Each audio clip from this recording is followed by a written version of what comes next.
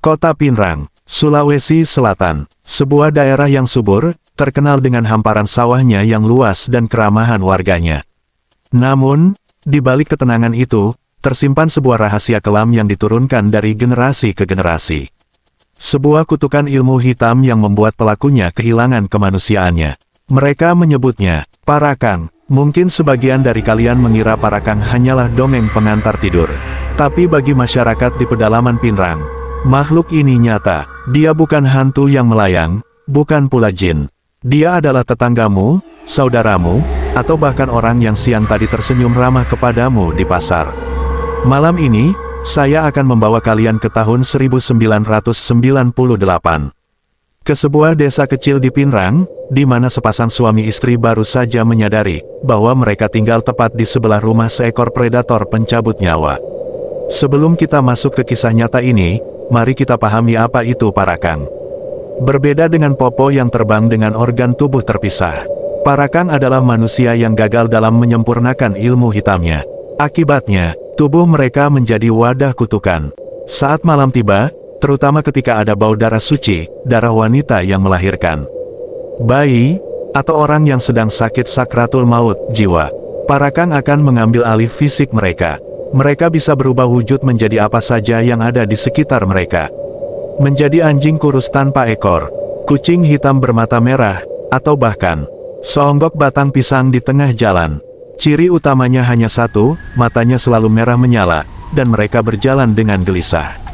Dan celakanya, jika mereka memukul atau menggigit korban dalam wujud gaib itu, organ dalam korban akan hancur seketika. Kisah ini dialami oleh pasangan muda, Daeng Ngerang dan istrinya, Ama Amrah, yang saat itu sedang hamil tua anak pertama mereka. Mereka baru saja pindah ke sebuah rumah panggung kayu di daerah pinggiran Pinrang. Di sebelah rumah mereka, tinggal seorang nenek tua sebatang kara bernama Nenek Sumi. Awalnya, semua tampak normal. Nenek Sumi sangat ramah, bahkan sering memberikan buah-buahan. Namun, Ama Amrah mulai merasakan keanehan. Setiap kali Nenek Sumi menatap perut buncitnya, tatapan matanya bukan tatapan seorang nenek yang gemas, melainkan tatapan mata yang lapar. Air liurnya berkali-kali tertelan dengan kasar.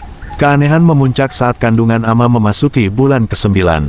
Setiap jam 2 malam, Daeng Ngerang selalu terbangun karena mendengar suara aneh dari bawah rumah panggung mereka. Suara seperti sesuatu yang menggesek tiang fondasi rumah.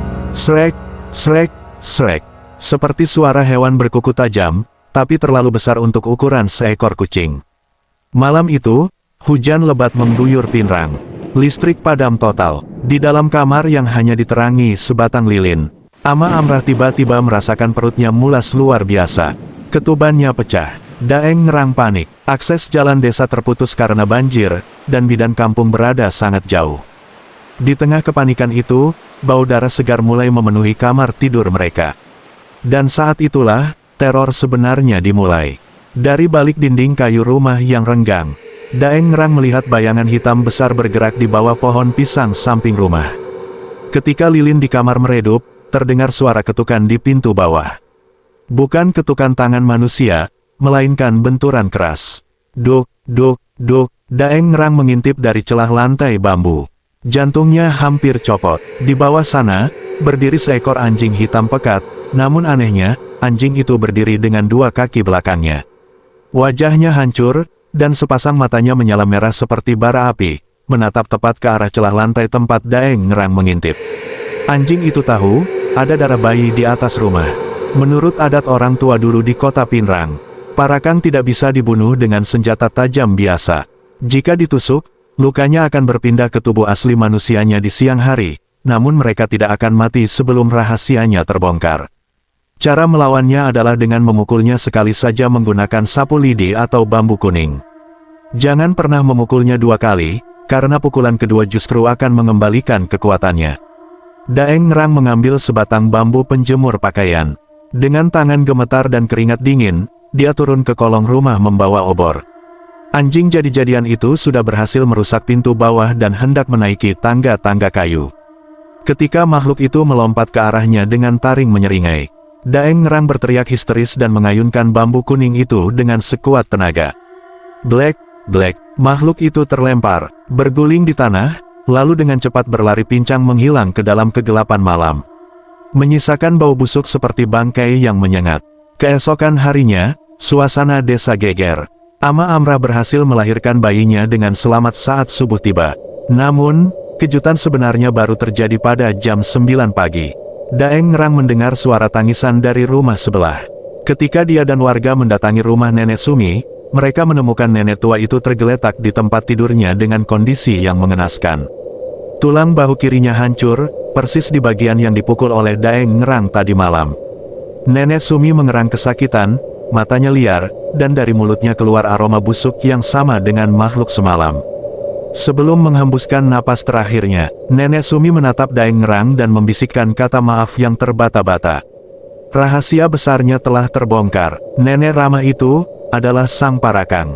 Nenek Sumi akhirnya dimakamkan, dan konon, tanah makam seorang parakang akan selalu basah atau berbau aneh selama berminggu-minggu. Daeng Ngerang dan keluarganya memilih pindah dari desa itu tidak lama setelah kejadian.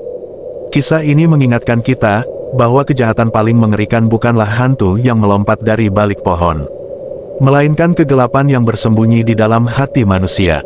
Di luar sana, ilmu hitam seperti ini mungkin sudah mulai punah ditelan zaman modern. Tapi, jika suatu malam kalian berkunjung ke daerah pedalaman, dan kalian melihat seekor hewan dengan tatapan mata yang terlalu manusiawi, atau seonggok pohon pisang yang berpindah tempat, berhati-hatilah. Mungkin saja, kalian sedang berpapasan dengan parakang. Terima kasih telah mendengarkan sampai menit ini. Jangan lupa klik subscribe, tinggalkan komentar jika kalian punya cerita serupa, dan sampai jumpa di kisah horor malam selanjutnya. Tetap waspada. Tamat.